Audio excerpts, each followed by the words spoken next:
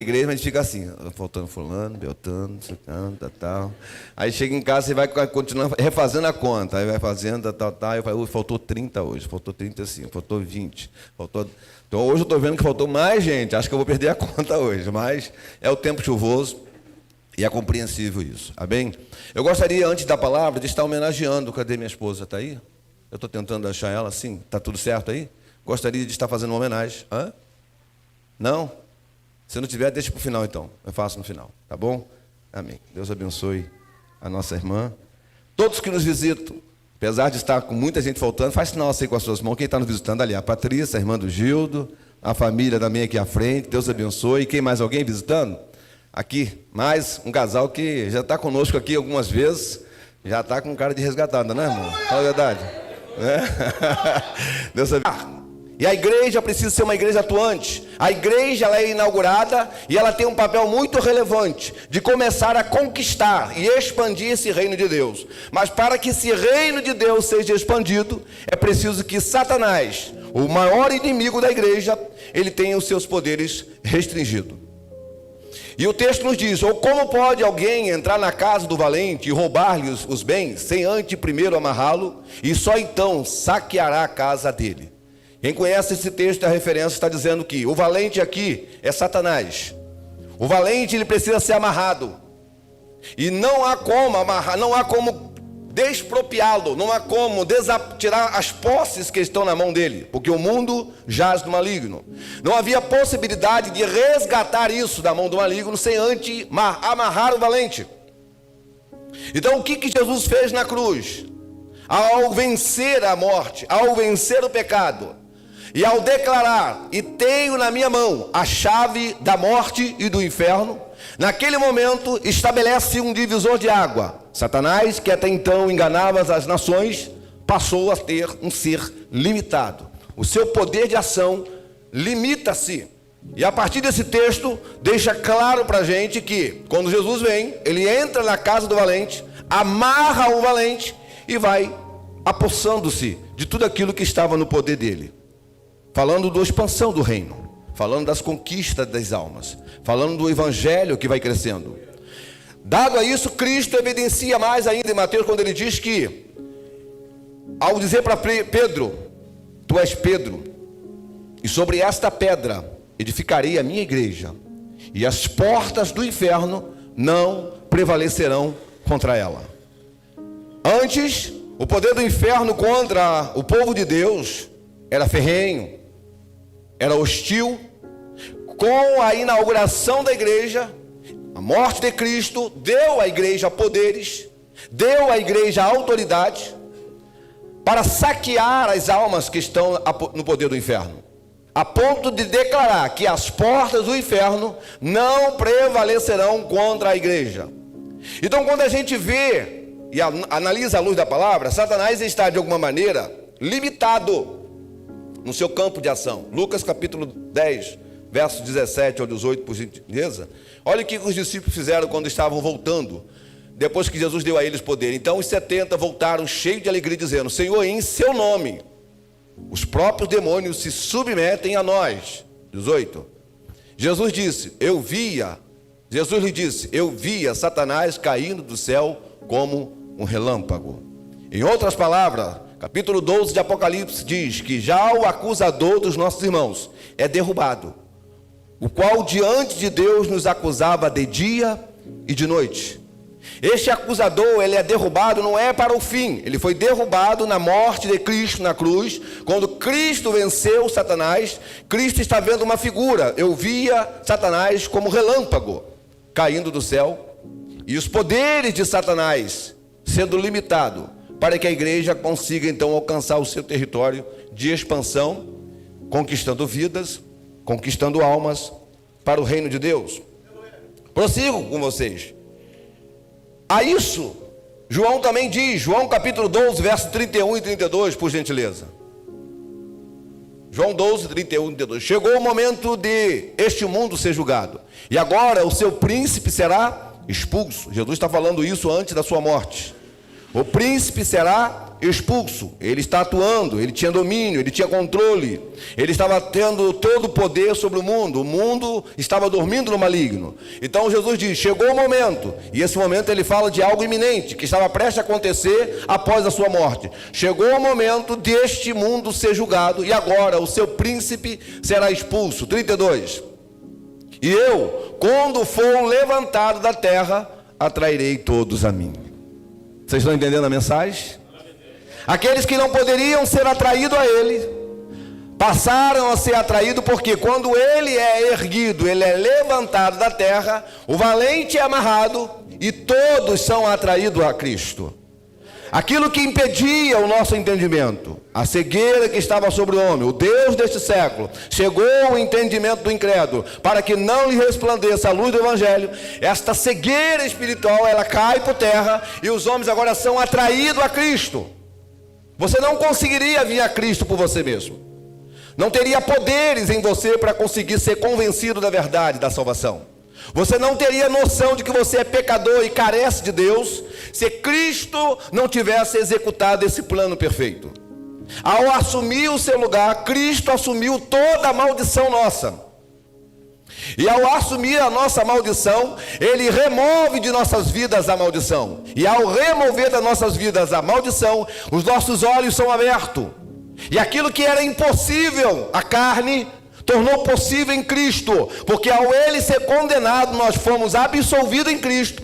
E isso abriu o caminho de atrairmos para Ele. Quem está entendendo a mensagem?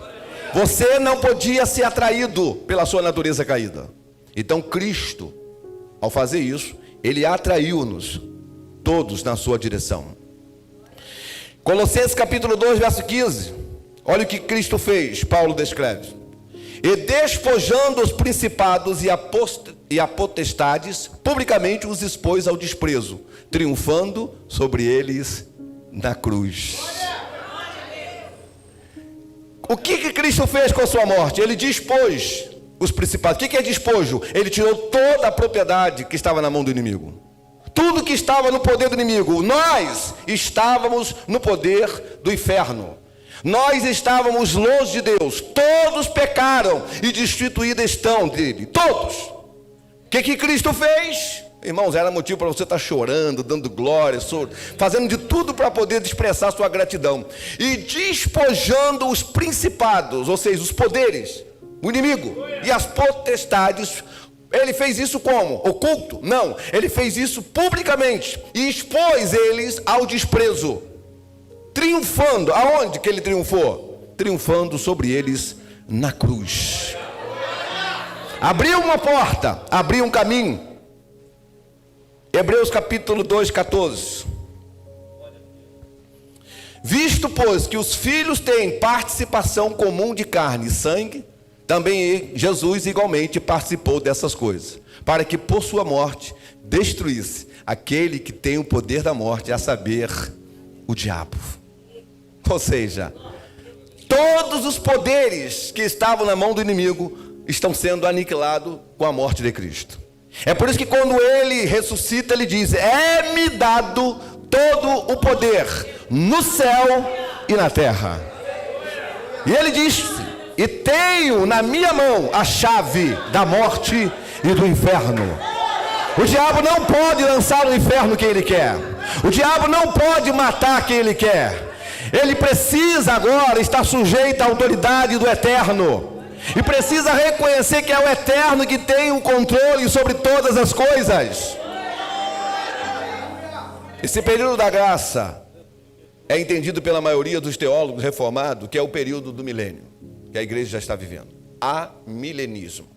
O período em que há uma paz reinando no nosso coração. Pois Jesus disse: deixo-vos a minha paz, e a minha paz vos dou. Não vos la dou como o mundo a dá. Roma tentou trazer paz, a Síria tentou trazer paz, mas a paz dele era em detrimento ao conforto de outros. Mas só Cristo trouxe uma paz que não tem parede que separa. Só Cristo trouxe uma paz em que uniu todos os povos, sem etnia, sem tribo, sem preconceito. Ele deu a paz e ele revelou essa paz a todos. Deixo minha paz, e a minha paz vos dou. Não vos la dou como o mundo a dá. Não fique angustiado, nem fique com medo. Quem está entendendo a mensagem, diga amém. É uma mensagem difícil de compartilhar, porque ela precisa de tempo. Nós precisamos de um estudo para isso. Mas estou tentando fazer isso em alguns minutos. Mas vamos convidar vocês para um seminário, tá bom? Para nós falarmos um pouco mais sobre Apocalipse. Que eu quero trazer do capítulo 1 ao capítulo 22. Eu vi aí um glória aí também, viu?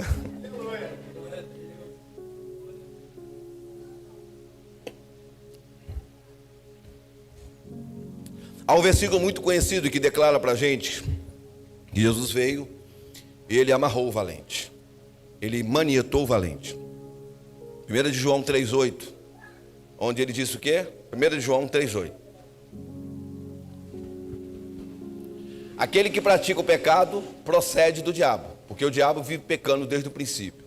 Para isto se manifestou o Filho de Deus, para destruir as obras do diabo. Então as obras que o diabo faz, ou a obra que o diabo fez, o que ele achava que ia continuar fazendo, elas foram destruídas em Cristo. Pastor, mas aqueles que continuam pecando, esse pertence ao diabo. Esse estão nele. Esse tem prazer de pecar. Porque aquele que pratica o pecado procede do diabo. É o que o texto está dizendo para a gente. Porque o diabo vive pecando desde o princípio. Mas quando Jesus se manifestou, ele se manifestou para destruir as obras do diabo. Então, a partir de Jesus para cá, não tem desculpa para você ser refém do pecado. A partir de Jesus para cá, não tem desculpa para você fazer do pecado um pecado de estimação. Pecado na vida de um cristão que conheceu Cristo é acidente de percurso. Não pode ser algo que você faz por estimação, porque você tem prazer de pecar. Você falhou, você errou. Para esse que pecou por acidente de percurso, ele diz: filhinhos, não pequeis. 1 de João 2. Mas se pecardes, tens um advogado para com o Pai, que é Jesus Cristo, o justo. Porque esse justo, ele morreu para destruir as obras do diabo. E o diabo sabe que toda a justiça necessária e exigida por Deus foi cumprida nele. Então ele não pode jamais reivindicar algum direito sobre a tua vida se há arrependimento no teu coração apesar de você. Se há arrependimento no seu coração apesar dos pecados que você cometeu, você está confessando a Deus. O que ele diz? Aquele que encobre as suas transgressões nunca prosperará. Provérbios 28, 13. Mas aquele que confessa e deixa alcançará misericórdia. Tem perdão para você, tem misericórdia para você, tem graça para você. Então Satanás, ele está restrito. Ele está restrito em seu poder, ele está restrito no seu campo de ação. Mateus 16, 18, que deixa claro que as portas do inferno hoje não prevalecem contra a igreja. Ela não tem esse poder contra a igreja. Dado isso, Satanás, ele é um ser impotente. Ele não tem como evitar a expansão. Ele tenta evitar a expansão da obra, mas ele não consegue. Por que o evangelho está chegando a muitos territórios? Vocês lembram lá atrás? Mataram um cristão, lançaram ao Coliseu, foram mastigados por leões, foram pendurados em poste, foram tirados sua pele e deixando eles morrerem sem pele, apenas para serem animais, para servirem de alimento para os animais ao ser lançados no campo de concentração. Outros foram pendurados e serviram como tocha para iluminar os jardins de Roma. Todos eles sofrendo alguma tortura para que pudesse desestimular os outros de seguirem. Mas a perseverança deles estimulava os outros a perseverarem também. Aqueles que persistiam na sua fé traziam ao coração de outros esperança, porque ao ver alguém lutar até a morte por algo que não podia haver, aquelas pessoas que viam seu exemplo sentiam então o seu coração estimulado para perseverar até a morte, batalhar pela fé que uma vez foi dada. Esse medo da morte, esse medo de morrer foi tirado deles. Por quê? Porque o Espírito Santo atribuiu a ele toda a coragem, toda a ousadia necessária para que eles pudessem expandir o reino de Deus, apesar de toda a hostilidade e todo o ódio que o sistema estava impondo sobre eles. Por mais que você fique com medo, por mais que você tenha receio em alguns momentos do que o mundo está preparando para a igreja ou contra a igreja, fique tranquilo. A Bíblia diz que aqueles que são dele, jamais o inimigo irá lhes arrebatar. O Senhor conhece os que são seus. Ele conhece aqueles que lhe pertencem. E de maneira nenhuma ele lançará fora. O que pertence a ele serão fiéis. E ele garante o seguinte: serão fiéis até a morte. Fique tranquilo.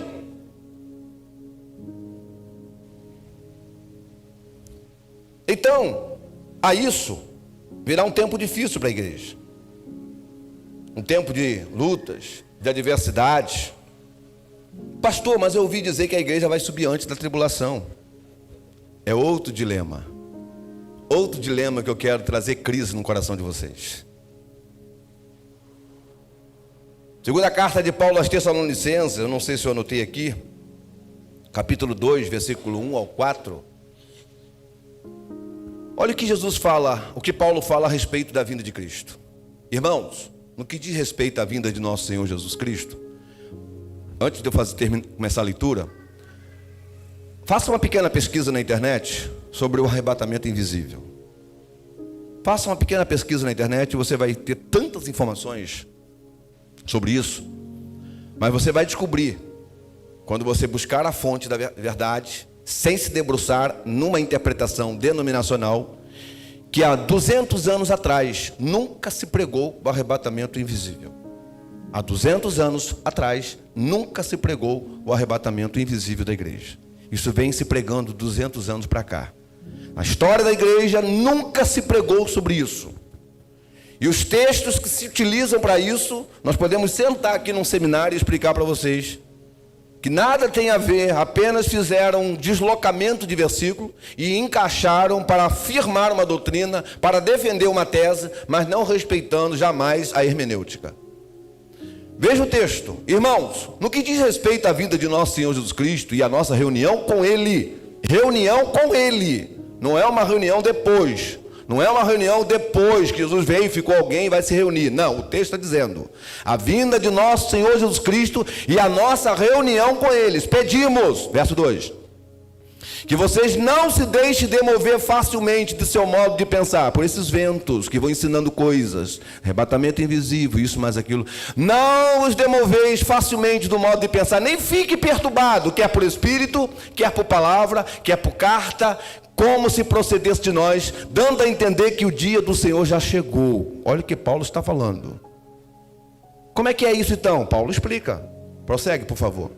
Ninguém de modo nenhum os engane, porque isso não acontecerá sem que primeiro venha a apostasia e seja revelado o homem da iniquidade, o filho da perdição, que é o anticristo. Não acontecerá sem que antes apareça o anticristo. Nós não vamos reunir com Cristo sem antes aparecer o anticristo. É o que o texto está dizendo. Se você quiser continuar se debruçando nas interpretações da maioria das Assembleias de Deus, fique à vontade. 90% dos evangélicos assembleanos acreditam que Jesus virá antes da tribulação. Mas eu quero ser fiel ao que Paulo está dizendo. Primeiro, vai vir a apostasia, e uma grande apostasia. O que é apostasia, pastor? Um desvio da fé, um esfriamento, um novo culto, um modismo, um secularismo. Uma igreja que não vai amar a palavra arrependimento, uma igreja que não vai amar a palavra santidade, uma igreja que vai começar a viver um pecado de maneira tão gritante que elas vão ficar confortáveis na vida de pecado. Uma igreja que não vai aceitar pregadores que preguem contra o pecado. Uma igreja que vai amontoar doutores de acordo com a coceira que der no ouvido dela. Então, primeiro vem a apostasia e seja revelado o homem da iniquidade, o filho da perdição, verso 4. O qual se opõe e se levanta contra tudo que se chama Deus ou é objeto de culto, a ponto de assentar-se no santuário de Deus, assentando-se como se fosse o próprio Deus. Isso está atribuído a quem? Ao anticristo. Eu estou lendo alguns versículos porque eu não tenho muito tempo hoje. Para que basta uma leitura sincera e não ficarmos naquelas cartilhas prontas, deixar as cartilhas prontas de lado, que já aprendemos a ler tanto, e ficarmos nessas revistas de escola dominical, que fica só trazendo as mesmas matérias escatológicas, mas começarmos a fazer uma leitura séria, com comprometimento com a verdade, sem medo de encarar a verdade sobre isto, e encarar o que a igreja está vivendo. Acabamos de sair de uma revista agora que falou sobre o espírito da Babilônia, que já está atuando. E a Bíblia fala que viriam primeiro os quatro primeiros. Quem são? Babilônia, falso profeta, a besta, o anticristo. Os 4 primeiros. Babilônia. Estamos vivendo essas ideologias, estamos vendo a implantação de tantas coisas contra a igreja. Falso profeta, o que é? Falsa religião. O anticristo, a palavra Cristo quer dizer ungido, anti, é tudo aquilo que é contra a autoridade, todos aqueles que são contra os ungidos. Em outras palavras, quando se levanta contra reis, quando se levanta contra a igreja, quando se levanta contra as autoridades que estão no poder, quando começa a ter baderna, rebeldia, quando começa a ter desordem no mundo, quando as pessoas começam a se levantar contra a autoridade pastoral, isso é o que é? Um espírito anticristo, porque a Bíblia diz que antes do anticristo chegar, haverá muitos anticristos entre vós. Muitos que se comportarão como antes-autoridades, que vão começar a buscar um ambiente ao seu gosto. Então, diz a palavra de Deus que quando essas coisas começarem a acontecer, então virá o fim. Abrirá-se um livro, porque quando ele vier, vocês me permitem mais alguns minutos, por favor? Sim ou não? Posso prosseguir mais alguns minutos, irmãos? Que já deu 8h35, tá? Vocês estão me permitindo. Se alguém quiser ir embora, não vou ficar ofendido, tá bom? Fique à vontade. Então, já deu até para suar.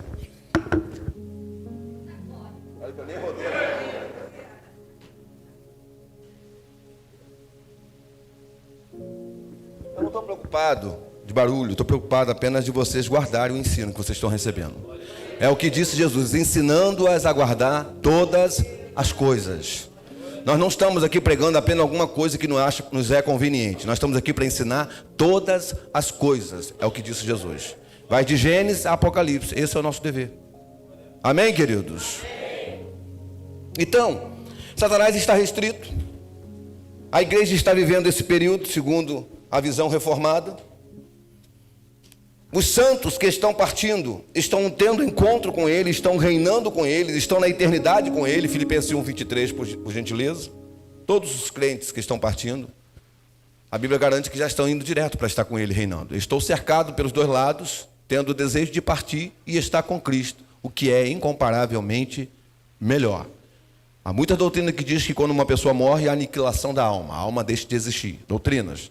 Outros acreditam que a morte, aqueles que morrem estão dormindo, não acordaram e vão acordar só no dia da ressurreição. Vamos entender um pouco sobre isso. Mais um texto, por gentileza, 2 Coríntios 5:8. Obrigado, tá? Sim, temos tal confiança e preferimos deixar o corpo e habitar com... Então quem morre está onde? Com o Senhor. Quem morre está com o Senhor.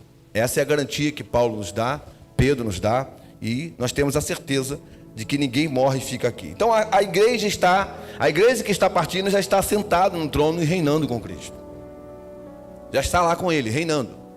Os nossos irmãos estão lá, desfrutando, aguardando um dia, e alguns ainda clamam, como diz Apocalipse, quando é que o Senhor vingará o nosso sangue? Os que foram mortos, os que foram torturados, os que foram massacrados. E o Senhor dizendo a ele, aguarde, até que se reúna o número dos nossos irmãos que precisam partir para a glória. Ele está aguardando a reunião dos demais, para que feche a conta de Deus. Enquanto isso, o milênio está acontecendo. Os 1000 anos estão acontecendo. Pastor, mas eu queria entender, quando a Bíblia fala de felizes os que fazem parte da primeira ressurreição, eu queria entender um pouco sobre isso. Se vai haver primeira ressurreição, porque haverá uma segunda ressurreição, então a segunda ressurreição é para quem? Nós vamos ressuscitar na primeira, é isso? E aí os cristãos, os que ficarem aqui, vão ressuscitar na segunda para enfrentar o juízo.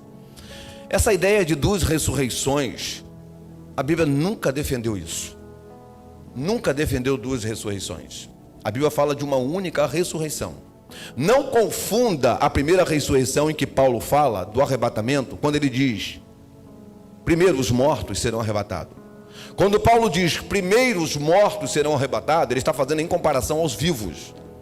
Porque os mortos em Cristo primeiro serão transformados, serão ressuscitados. E aí nós, os que estivermos vivos, seremos transformados e nos encontraremos ambos com o Senhor na glória.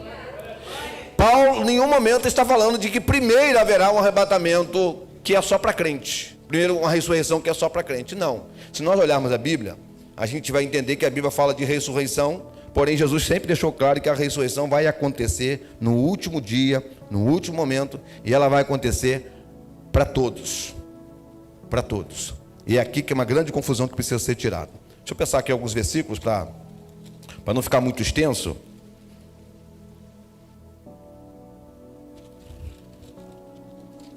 João capítulo 5, versículo 28 ao 29, por favor.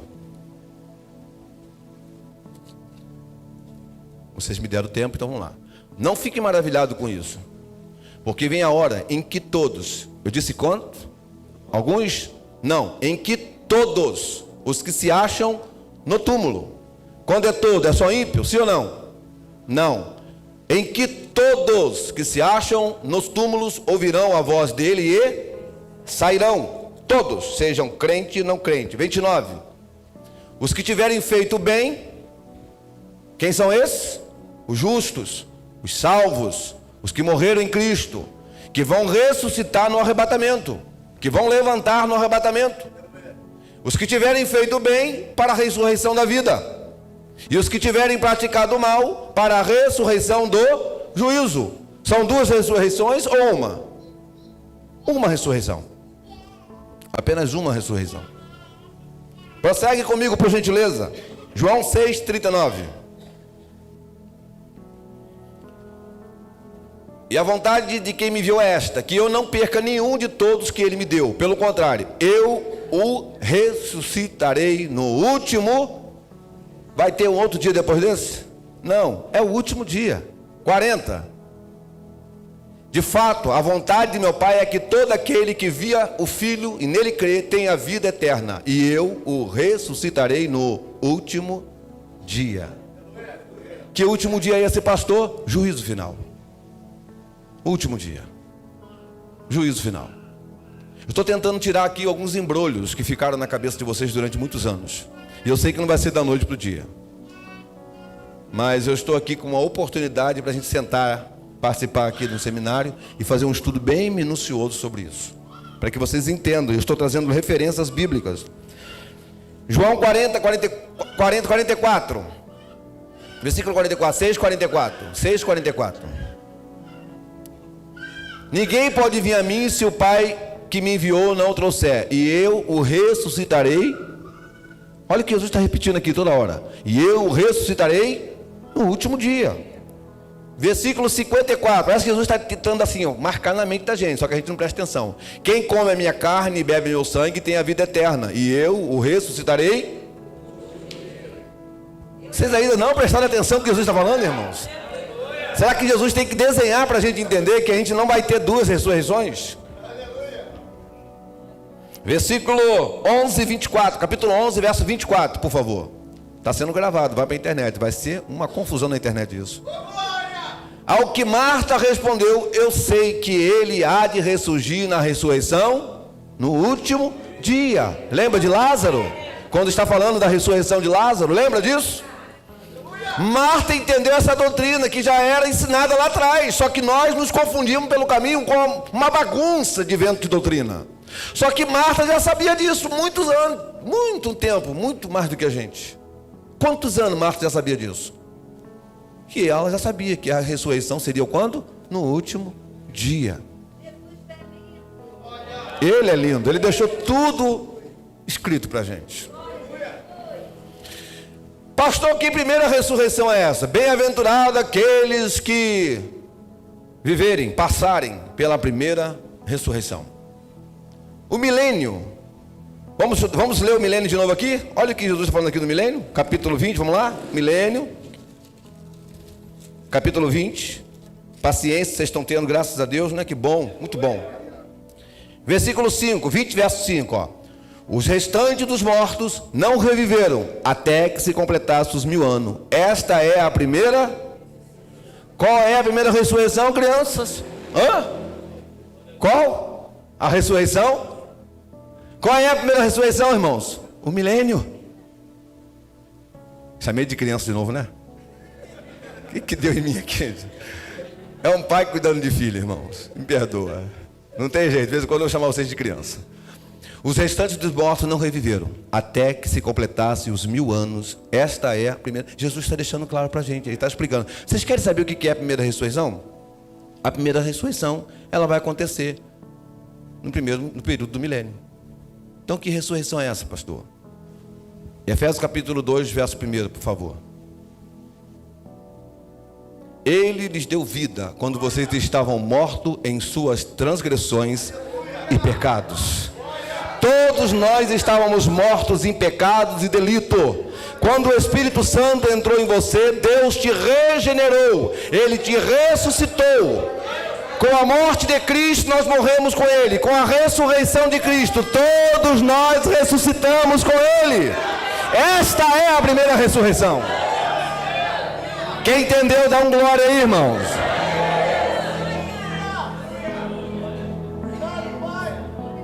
Esta é a primeira ressurreição. Você já está ressuscitado. Você já não está mais morto. Você estava morto em pecados e delitos. Ressurgiu dos mortos, querido. Você é uma nova pessoa. Quem ressuscitou, quem nasceu pela segunda vez, quem nasceu pela primeira vez foi nós, e você nasceu pela segunda vez, não vai enfrentar a segunda morte. Quem nasceu pela segunda vez não vai enfrentar a segunda morte. Só quem nasceu pela primeira vez e recusou o segundo vai enfrentar a segunda morte. Nós, obrigado, meu irmão. Nós, eu e você, nós nascemos pela segunda vez, ou seja, nós ressuscitamos. O segundo nascimento, todos aqui sofreram o segundo nascimento. Você nasceu a primeira vez no ventre da sua mamãe. E agora Jesus explica para Nicodemo, necessário, não é uma opção. Se você quer entrar no céu, ele diz o quê? Necessário é nascer de novo. Esse nascer de novo é o quê? A primeira ressurreição. Quem nasceu de novo, ou seja, quem viveu o segundo nascimento, não vai enfrentar a segunda morte. Só vai encarar, talvez, a primeira morte, que é a morte física. Você que nasceu de novo, a única morte que você pode esperar é a morte do corpo, porque a sua alma está garantida. A morte eterna não terá poder sobre você. Ele venceu a morte. Ele venceu o aguilhão. E a Bíblia diz em Apocalipse que a morte vai ser o último a ser lançado no lago de fogo. Olha, vai lançar a besta, vai lançar o falso profeta, vai lançar o anticristo, vai lançar o dragão. Mas a última a ser lançada, sabe quem é? A morte. Porque a morte é o nosso último inimigo. Então você vai ficar por último. Jesus dizendo para você vai ficar por último. Você é o último a ser lançado no lago de fogo. Queridos, eu estou aqui com um coração tão saltitante de alegria para poder compartilhar isso com vocês. Eu estava temeroso de compartilhar isso com vocês, eu achando que vocês iam ficar confusos. Mas eu estou olhando para o rosto de vocês estão brilhando. Brilhando, extasiado. Falei, pastor, obrigado. Obrigado por esta revelação. Nós já ressuscitamos com Cristo. O que disse Paulo? Se já ressuscitaste com Cristo, pensai nas coisas que são de cima, lá de cima. Nós já ressuscitamos com Cristo. Todos vocês participaram da primeira ressurreição. Então não deixe ninguém te destruir com vento de doutrina. Pare de ficar se debruçando em vento de doutrina. Marta sabia disso muito antes da gente. A ressurreição do último dia. Eu vou ter que parar, queridos. Eu gostaria muito de ficar mais com vocês.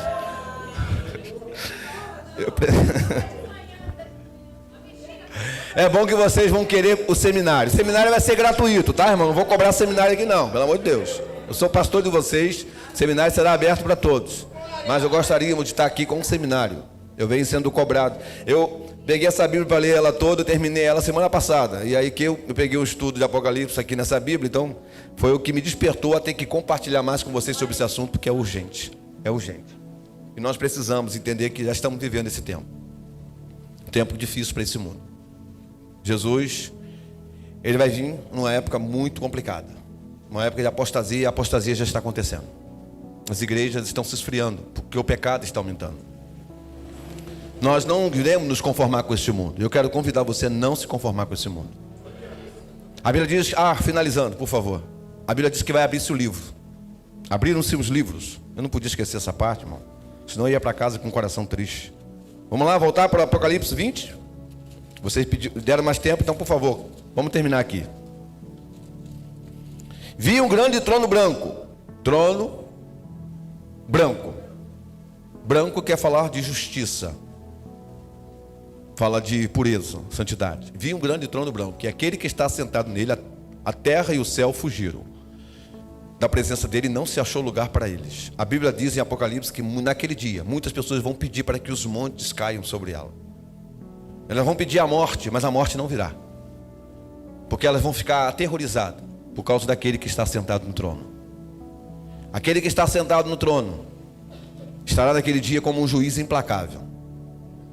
Ele vai reger o mundo com vara de ferro. Ele será inflexível. Ele será um senhor justo, um juiz justo, que até hoje continua sendo o senhor de graça, de misericórdia, que está abrindo uma oportunidade de salvação a todos aqueles que vierem a ele. Mas muitos estão pisando o seu sangue. Mas chegará a hora em que ele vai encerrar, a porta da graça vai se fechar. Quando a porta da graça se fechar, esse dia, tudo vai acontecer de maneira imediata. Os mortos em Cristo ressuscitarão primeiro. Os ímpios serão ressuscitados também. Como que acontecerá isso? Verso 12. Vi também os mortos, os grandes e pequenos. Grandes e pequenos não quer dizer adultos e crianças. São todas as pessoas de todos os tempos, todos os poderes, sejam elas de pequenos poderes aquisitivos, grandes poderes, sejam escravos, sejam senhores, grandes e pequenos, que estavam em pé diante do trono. Então foram abertos livros, singular ou plural? Plural, livros. Foram abertos livros, e ainda outro livro, singular. Esses livros que foram abertos, a Bíblia deixa muito claro, no livro de Apocalipse, é um memorial diante de Deus, que estão registradas todas as nossas histórias de vida, todas. Aqui vai para cristão, aqui vai para não cristão. O livro será aberto. Todos os livros serão abertos. Abrirá-se o livro dos pensamentos, fórum íntimo, coisas que ninguém sabe, que seu marido, que a sua esposa, que seu pai, que seus filhos não sabe, que seu pastor não sabe. Coisas de fórum íntimo que está aqui, que você nunca se arrependeu.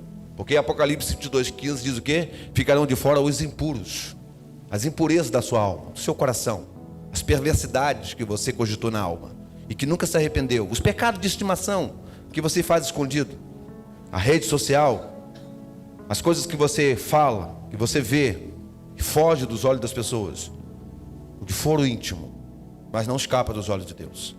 Todas as coisas estão nu e patente perante aquele com quem havemos de prestar conta.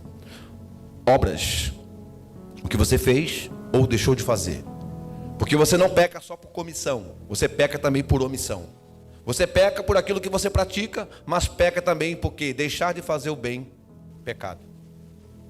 Olhar alguém que pode ser ajudado e você tem recurso, mas você não quer ajudar porque farinha pouca, meu pirão primeiro, pecado. Não consegue olhar para o próximo com o olhar de Jesus ou com o olhar do samaritano, pecado. Ficarão de fora os tímidos, que também é a palavra covarde, os covardes, que são cruéis, que são perversos, que fazem covardia, ficarão de fora. Estarão nos livros, todas as obras, todas. Pastor, como é que faz para resolver essa questão do livro? Isaías 43:25. Eu mesmo, diz o Senhor, que apago as suas transgressões e dos seus pecados não me lembro mais. Só tem um que pode apagar as nossas transgressões. Só tem um que pode apagar os pecados que estão nos livros. Aquele que levou sobre si todas as nossas iniquidades. Só Ele. Mas enquanto você retém, enquanto você se esconde, enquanto você subestima, enquanto você fica manipulando as coisas, você vive não arrependimento. O pecado está em você. Só que você vai ter que encarar o juízo. Eu estou falando isso como amigo, porque os amigos falam as maiores verdades. Um amigo, eu sou teu amigo, me receba como amigo. Eu sou teu amigo. Os melhores amigos são aqueles que dizem as maiores verdades. Pode voltar ao Apocalipse, por gentileza? 20, verso 5. E foram abertos livros, outro livro, que é o livro da vida. Gente, se foi aberto o livro da vida, por que o livro vai ser livro? Por que vai ser aberto o livro da vida? E como diz algumas pessoas que querem ensinar por aí, que os salvos não estarão ali, para que abrir livro da vida então? Se os salvos não estarão ali, como querem ensinar por aí? Só vai abrir o livro da vida, porque aquele que vai conferir o livro quer saber os que estão no livro da vida e os que não estão no livro da vida. Então estarão nesse dia ali os salvos e os não salvos. Por quê, pastor? Porque Ele é justo. Você não vai ser salvo pelas obras. As obras que você praticou serão reveladas. Agora, irmão, presta atenção nisso. Nós não sabemos quantas pessoas já habitaram esse mundo. Nós estamos hoje aí a mais ou menos 8 bilhões de pessoas, mas nós não sabemos quantas pessoas já habitaram esse mundo. Mas nesse dia estarão todos reunidos diante do trono, todos. Diz o texto que nós acabamos de ler. Bem-aventurado, livro da vida foi aberto e os mortos foram julgados segundo as suas obras, conforme o que estava escrito nos livros. Verso seguinte. O mar, olha só, todos que morreram, aonde? Que morreram no Titanic. O mar entregou os mortos que nele estavam. A morte, os que estão sepultados, os que estão no Hades, os que estão no inferno, os que foram cremados, os que foram devorados por leões. A morte e o inferno entregaram os mortos que nele havia. E foram julgados todo mundo de uma vez, sim ou não? Foram julgados todos de uma vez, sim ou não? E foram julgados um por um. Isso não faz você tremer, não? Não dá uma dor de barriga, não, irmãos? Fala a verdade. Eu estou com uma dor de barriga aqui só em ler aquilo ali. E foram julgados um por um, segundo as suas obras. Querido, vai ter tempo suficiente, porque não é cronos, é kairos, é eternidade. É eternidade. Deus vai chamar um por um. A sua vida, desde quando você deu o primeiro suspiro, até o seu último suspiro, Deus vai ter tempo suficiente para conversar com um por um. Mas é o próprio Jesus que estará ali. Agora nós precisamos entender que o que mais importa para a gente é ter o nome no livro da vida. É isso que você precisa estar preocupado. Será que o meu nome está lá no livro da vida? Eu sempre venho falando aqui, não se preocupe se o seu nome não foi citado no final da festa. Não se preocupe se o seu nome não está lá na praça da Bíblia. O nome do meu pai está lá na praça da Bíblia, em honra a ele. Mas não se preocupe se o seu nome não foi colocado lá. Não se preocupe se alguém não citou seu nome em alguma informação tão importante que esqueceram de você. Jesus um dia encontrou os discípulos todos alegres. Senhor, em teu nome os demônios caem do céu como fogo. Em teu nome as pessoas se submetem às autoridades do teu nome. Jesus falou com eles o quê? Vocês estão alegres por causa dessas coisas? Pare com isso. Isso não deve ser a razão maior por qual vocês devem estar alegres. Procurem estar alegre em ter o nome de vocês escrito no livro da vida. Lá, irmãos, eu encerro aqui. É lá, no livro da vida, porque o livro vai abrir. Vai abrir o livro. E lá começar a procurar o nome. Neemias.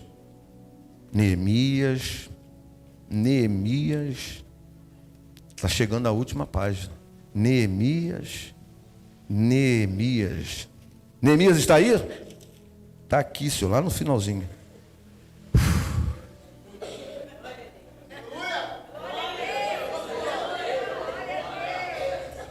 Você está entendendo, irmão? É sério, querido. É sério. Talvez Deus vai criar até essa expectativa. Não vai ser logo do início, não. Você pensar que o seu nome vai ser logo de cara. Não. Esperar um pouquinho mais, para que você sinta. Irmãos, é melhor você hoje encarar a verdade sobre quem é você e vir aqui na frente e clamar por misericórdia, do que ter que encarar o juízo naquele dia e o seu nome não está lá. Então, se tem alguém esta noite que quer clamar por misericórdia, eu te convido a sair do seu lugar e vem aqui à frente e dobre o joelho. Seja você crente que está desanimado, seja você não crente que quer renovar sua caminhada com Deus, eu quero te convidar hoje. Eu quero Cristo na minha vida. Eu quero meu nome escrito no livro da vida. Eu quero encontrar com meu Senhor. Eu quero que Ele leve sobre Ele todas as minhas iniquidades, porque Ele morreu por elas. Ele levou sobre si a minha condenação. Eu não quero mais ser dominado pelo meu medo. Eu quero lançar fora todo medo. Eu quero Cristo. Ele é tudo que eu preciso. Ele é tudo que eu tenho. Não tenha vergonha. Eu convido a igreja a estar de pé, por favor.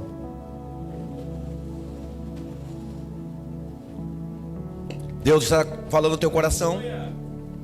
Teu coração está incomodado. Sua alma está aí numa revolução hoje, querendo fazer um concerto com Ele. Então venha à frente. Venha se consertar com Ele. Venha se consertar com o Senhor Jesus. Peça perdão. Você que está em casa, quer fazer isso também? Faça isso. Se agarra a Ele agora. Ele é misericórdia, Ele é graça, Ele é perdão. Tem olhar de amor quando Ele olha para você. Tem olhar de perdão quando Ele olha para você. A misericórdia hoje, bondade e misericórdia te seguem todos os dias. Mas um dia essa misericórdia vai encerrar. Dobre seu joelho aí onde você está. Você que está aqui, se quiser vir à frente, venha. Não tenha medo. Eu vou orar por você. Se eu pudesse, eu vim aqui, mas eu tenho que orar por você. Se eu pudesse, eu estaria aqui agora, porque essa palavra me causou até dor de barriga aqui. Venha. Deus está falando com você, então venha. Seja cristão ou não, Deus está te incomodando com esta verdade? Venha. Pastor, eu estou me sentindo tão mal. Essa mensagem mexeu muito comigo. Eu quero me acertar. Eu preciso me reconciliar. Preciso acertar meus passos. Eu não quero viver uma fé meia boca. Eu preciso sentir o perdão dos meus pecados mesmo. Eu preciso sentir paz. Pode vir, pode vir. Fica constrangido não. Não fique constrangido com ninguém. Com ninguém. É o que eu disse. Eu prefiro encarar esta revelação hoje do que ter que encarar o juízo naquele dia. E eu quero que Deus, ao abrir o livro, logo de cara Ele ache meu nome. Glória, glória. O meu nome eu ouvirei Jesus chamar. O meu nome eu ouvirei Jesus chamar. Eu vou orar por essas pessoas. Você não quer vir à frente? Venha, fica com medo não. Querido e eterno Deus, a sua palavra ela é viva, ela é eficaz, ela é penetrante, ela mexe-nos, ela faz a gente entender que não existe verdade maior do que ela. E ela diz que nos últimos dias os que são impuros cometerão mais impureza, os que são limpos vão buscar se limpar mais. Os últimos dias será revelado entre pessoas que vão se relaxar na vida cristã e pessoas que vão se empenhar na vida cristã. Será um divisor. Os últimos dias serão dias que com certeza vão marcar a história de muita gente. Serão dias em que pessoas vão mostrar o quanto levam Deus a sério. E serão dias também em que quantas pessoas vão provar que elas nunca tiveram Deus como prioridade. Elas serão entregues aos seus pecados, serão entregues aos seus desejos. Elas vão continuar pecando, vão continuar se sujando. É o que diz a palavra. Aquele que é sujo, suje-se mais. Quem é limpo, limpe-se mais. Mas eu te agradeço, Senhor, porque eu acredito que essas pessoas que estão aqui, os que estão nesta casa hoje, participando deste culto, são pessoas que estão sendo incomodadas com o seu pecado. Algumas talvez não tiveram coragem de vir aqui à frente, mas estão sendo incomodadas por este pecado. E eu sei que se estão sendo incomodadas, se estão se sentindo desconfortável, é porque o Espírito ainda se move nela. O Espírito Santo ainda está convencendo. Ele não endureceu o coração dessa pessoa. Ele não entregou ela a si mesmo, mas ela está vivendo um processo de ser quebrantado pelo poder do teu Espírito. Então nesta noite, Senhor, quebranta corações, aqui ou em casa, seja onde quer que essa pessoa esteja ouvindo esta palavra, que ela seja quebrantada por esta revelação hoje, que ela seja hoje transformada, Deus, e ela sinta o juízo da sua palavra vindo sobre ela, porque é Ele que faz isso, convencer do pecado, da justiça e do juízo. É o Espírito Santo que convence. Eu não tenho poder para isso, Senhor, eu sei, mas o Senhor tem poder para atingir corações aqui esta noite. Em nome de Jesus, ministra sobre essas pessoas, Senhor. Renove sua caminhada, sua fé, sua esperança, certeza de que tudo vai fluir, de que um novo momento começa, de que a misericórdia do Senhor é derramada sobre os seus corações. Eu oro, eu te agradeço por esta revelação, e eu ministro sobre eles no nome de Jesus, perdão. Em nome de Jesus, misericórdia. Em nome de Jesus, paz na alma, descanso no coração. Em nome de Jesus, amém, Senhor. E graças a Deus. Você pode aplaudir Jesus por esta revelação? Assentai-vos só alguns minutinhos. Eu não vou mais me deter vocês. Vocês me deram paciência, então só para fazer os anúncios, tá bom?